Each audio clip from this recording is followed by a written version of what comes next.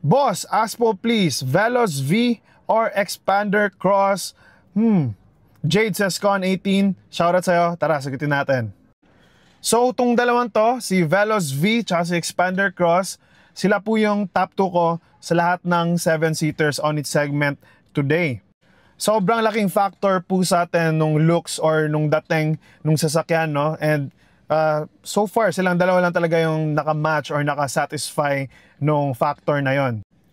Well, Toyota Rush talaga sana yung pinakamagandang 7-seater para sa akin, pero medyo napag-iwanan na nga ng panahon. Yeah, so si Expander Cross and then modernize naman, yan, dumating si Veloz. So yan, si Veloz na. So para po dun sa mga hindi nakakalam, yours truly po is thankfully Veloz V owner.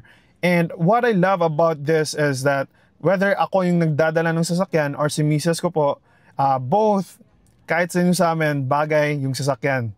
So yun yung na-appreciate ko so far, but sobrang gustong-gusto ko rin po yung Expander Cross, yung dating niya, yung angas, yung pagka-brusco niya. Even as a Veloz owner, as in, I just really like the Expander Cross pa rin, yung overall na dating niya.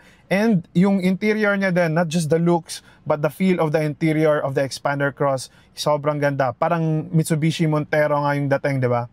Expander Cross also has the non-negotiable features that I would need. Reverse camera, rear sensors, ganon. Pwede na talaga siya sa akin, guys, honestly.